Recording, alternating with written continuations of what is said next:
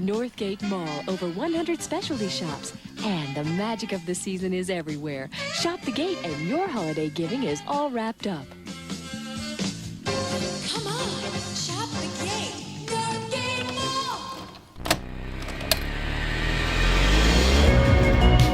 Mall! What's up, guys? Welcome back to Dead Malls. In today's episode, we head from Eastgate right around the I-275 belt and up to the quaint suburb of Northgate to check out its sister, Northgate Mall. Now, Northgate Mall, in my opinion, was a much more interesting find, as it retains a retro feel, much more than Eastgate, despite the renovations. And this episode really becomes a fun game of Guess Settled Tenant. Plus, it features a more comprehensive story due to its close proximity and constant competition with Tri-County Mall and Forest Fair. So, how did this Metro Mall, once Cincinnati's largest, manage to survive the close competition and survive as one of the city's last malls? Well, let's find out. Before we get started, I'd like to congratulate our winners who were able to guess the next mall. And boy, is there a lot of them. Great job, Claude, Jason, Arturo, Cool Cat, Andrew, Sibion, Dennis, Stott, Spyro, and Justin. Anyways, let's head in here and tell the story of Northgate Mall and how its grand concourses have lived to stand the test of time.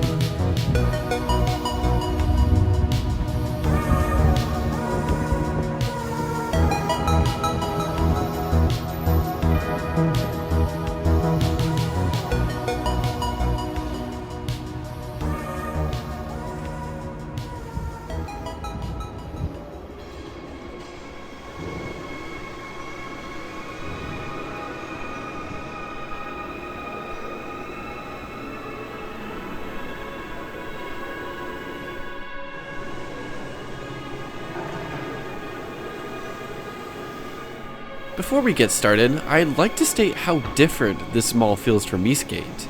They're sisters, but the only likeness they carry is the fact that they both have sort of busy food courts. Northgate, however, features a lot more empty stalls. Something I love in dead malls is just the teeny little food court shops and wondering what was once there and what put them out of business. Regardless, in my opinion, this mall just has so much more character. Eastgate may have those distinct modern designs, but something about Northgate it sticks with you more. At least that's my opinion. Let me know down below though, which gate mall do you like better?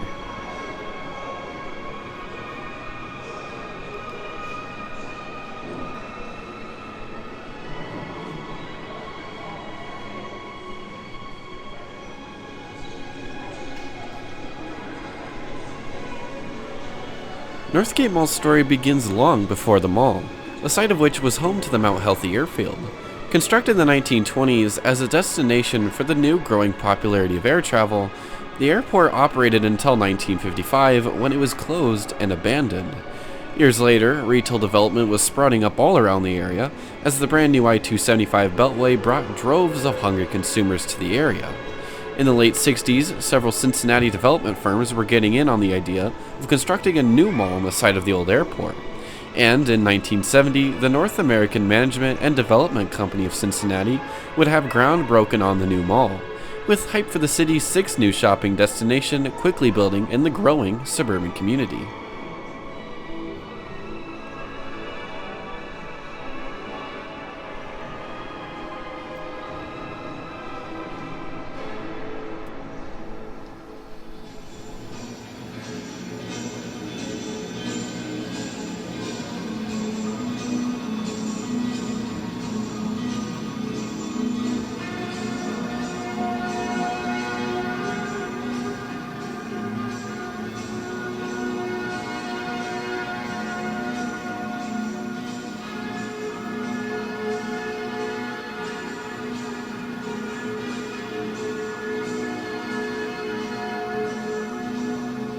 Northgate Mall's anchors would open first in segments throughout 1972. First, on May 20th, 1972, Cincinnati-based Pogues would invite shoppers to a brand new level of luxury amid their three-story, 153,000 square foot anchor store, with glass elevators and a sky balcony which overlooked the mall, still under construction at the time. Later in June, another Cincinnati-based McAlpin's would open its doors to the public as a two-level, 161,000 square foot anchor. Just after that, in July, Sears would open as the mall's third major anchor.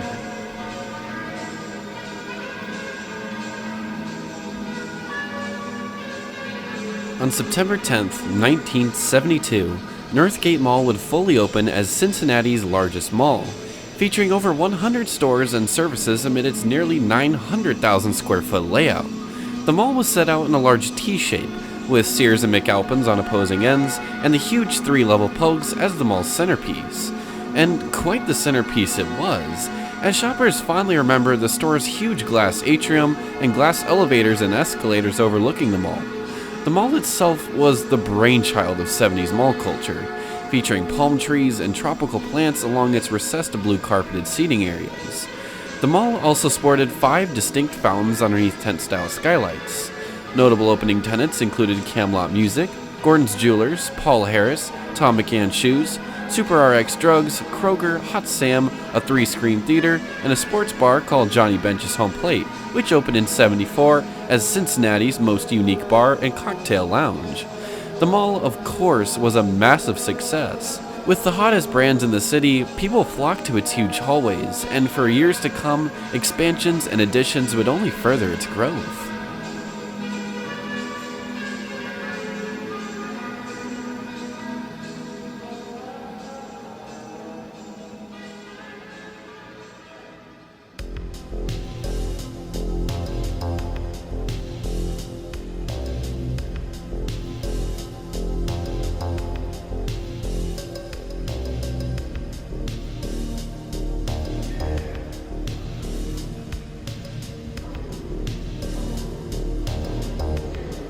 Down here near the old Sears lies the emptiest wing, or wings of the mall.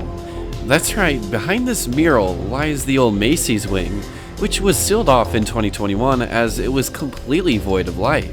But thanks to one of my good friends exploring retails with Andrew, we're able to check it out with his footage. Make sure you guys go subscribe to him as he makes amazing mall videos. I find all of these empty tenants so fascinating, as these were all vacated not too long ago, and even a few of them have been repurposed in ways to hopefully bring people back.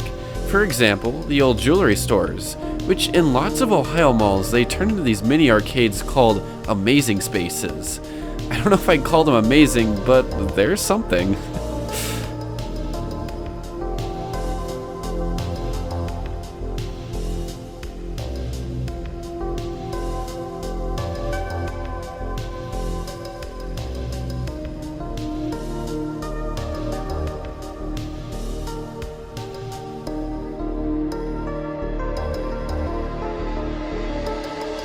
The mall, for where it was built, was nothing revolutionary, and by that I mean 2 other massive shopping malls operated in very close proximity, Tri-County and Western Woods Mall, which both operated 6 miles away on either side, gave Northgate a run for its money.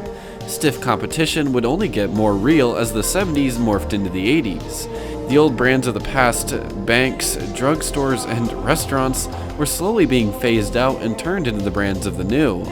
In the 80s, food courts and neon were on the rage. Pogues became Glaciaeres in 1984. Nearby Tri-County had already seen its fair share of modernizations, and in 1988, with the construction of the brand new 1.5 million square foot Forest Fair just 5 miles away, Northgate was in hot water. That year of '88, construction would commence on a $2 million facelift to modernize the exterior of the mall, while plans were being drawn up for the interior renovation. Also in 1988, Glaciaeres would once again change hands, and the large white letters JCPenney would be installed on the central anchor.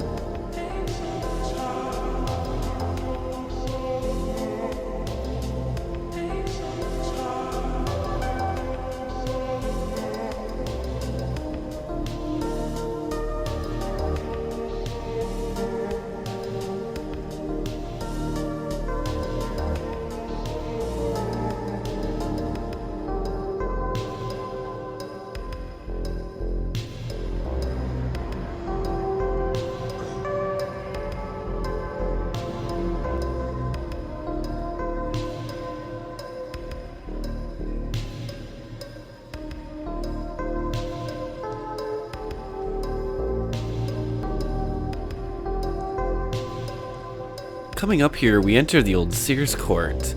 With a massive skylight towering over the once dominant anchor of the mall, I find a pretty neat little retro discovery here. See if you can spot it. I mean, I make it kind of obvious, but it was still so cool regardless.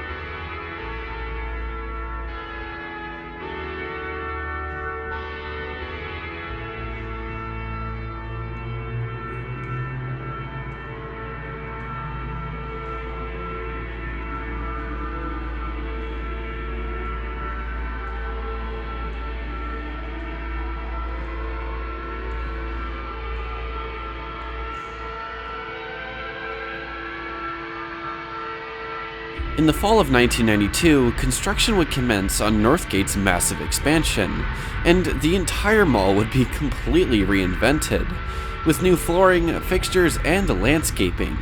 Each of the three wings would be extended, with the center wing adding an 11-bay food court. A brand new fourth wing would also be built on the Sears end. This new wing would contain the mall's fourth anchor, which would open later in 1993 as Lazarus. Aside from all these additions, a multi-level parking garage would also be added to accompany the new Lazarus store on the northwest end. On October 21st, 1993, to welcome Lazarus, the entire mall would have an official rededication. New stores to join the mix would be Champs, Arcadia, Sam Goody, Deb, Subway, Chick-fil-A, and Sbarro, among many, many others. All in all, shoppers were once again brought back in droves to the reinvented Northgate to once again explore its halls. People could go from end to end of the neon-filled halls and never miss a beat of the mall culture. Now encompassing over 1.1 million square feet of space with 130 inline tenants and services, the mall was finally among the others in the metro as a modern place to be.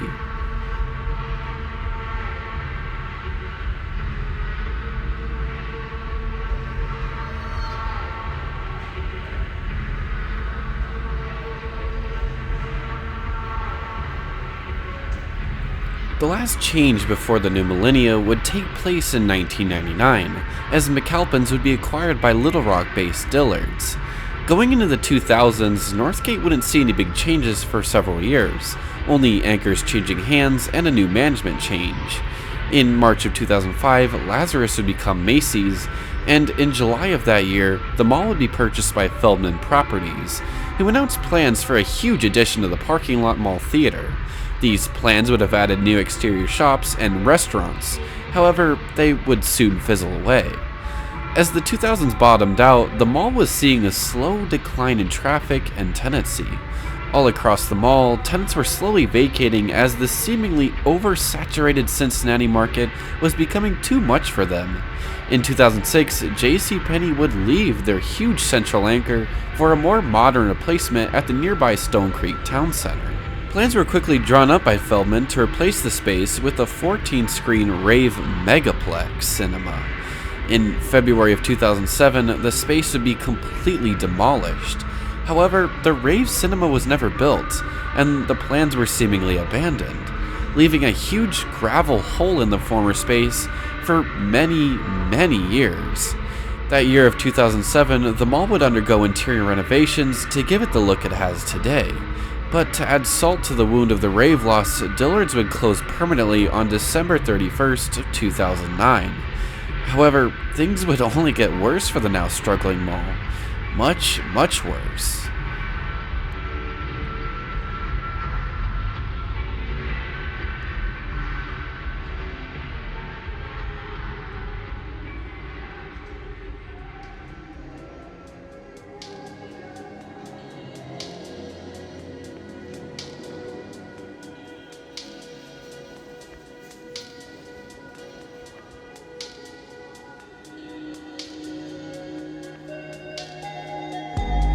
Feldman, thanks to the Great Recession, was left with a burden, that being Northgate Mall.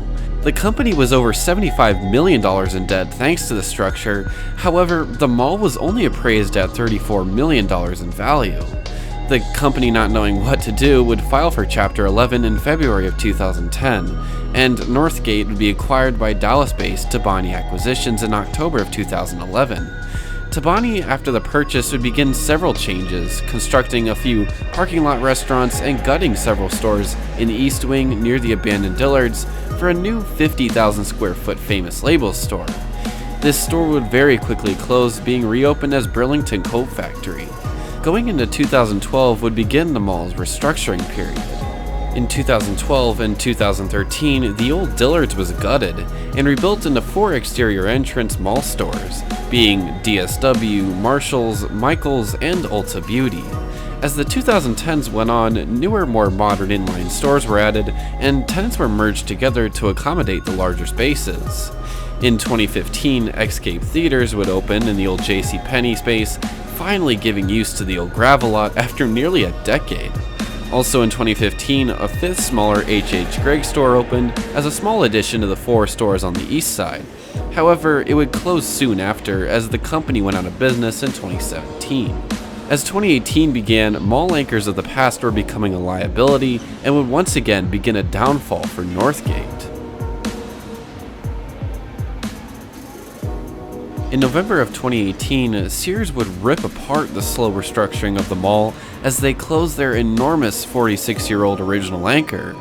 This loss would once again begin a recession of tenants and begin to empty the mall out in the fashion you see today. Macys, now as the mall's sole anchor tenant, already with alarming sales for the previous years, was on shaky ground. That year of 2018, the city of Northgate began looking into a mall-wide redevelopment to completely demolish the aging structure.